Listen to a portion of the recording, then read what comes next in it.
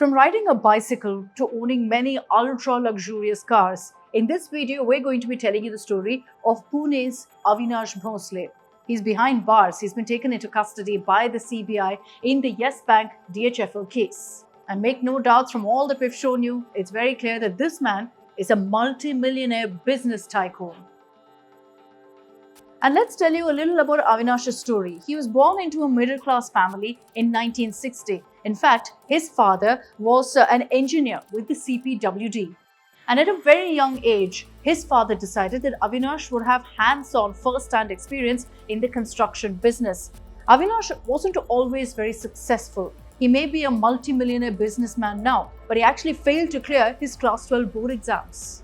And that's perhaps why he also readily agreed to his father's directive to work under a qualified constructor and a developer.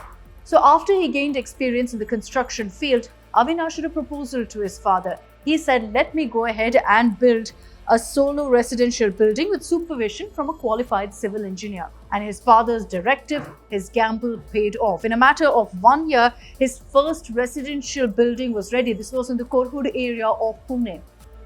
And all of this prompted Avinash to start his own construction company, and that too at a very young age with 2 partners. His first office was inaugurated on Karve Road. The initial years were difficult. It wasn't smooth sailing for Avinash and his partners. But in 1996, the tables turned for him. Essentially, it was his closeness to all the right people, to political leaders, that attracted some huge investments, some huge projects for him, particularly under the Maharashtra Krishna Valley Development Corporation.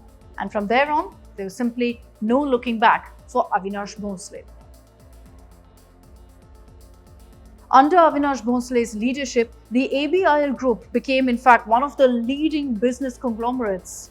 And they didn't stop at that. In 2001, Avinash and his family decided to venture into another sector, the hospitality sector. And they did this via a joint venture with Mumbai's Sun and Sand chain of hotels, and they acquired the erstwhile Holiday Inn in Pune.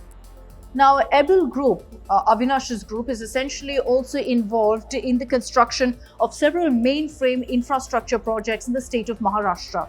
And it's not just confined to a state, but pan-India, that they have several projects like highways, bridges, tunnels, canals, and dams. As of 2022, Avinash Bhosale's net worth is estimated to be around 5,000 crore rupees. In his early years, Avinash used to ride bicycles through the lanes of Pune.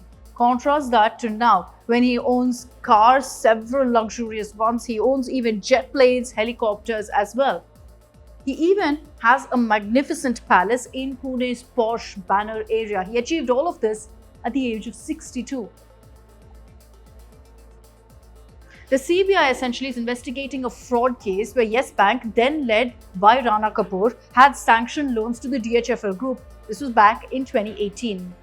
DHFL's erstwhile promoters, Kapil Vadavan as well as his brother Dheeraj, allegedly siphoned off the loan money and then defaulted on Yes Bank's payments. And that's how Bhosale came under the scanner of investigation agencies. According to CBI, Avinash Bhosale's company was used to siphon off this money. In April, the CBI, the central agency, had conducted searches all linked to Avinash Bhosale. The CBI also searched Avinash Bhosale's home in the case that was registered in March 2020. And that explains the fall from grace for Avinash Bhosale. For more informative videos like this, keep watching India Today News Mo.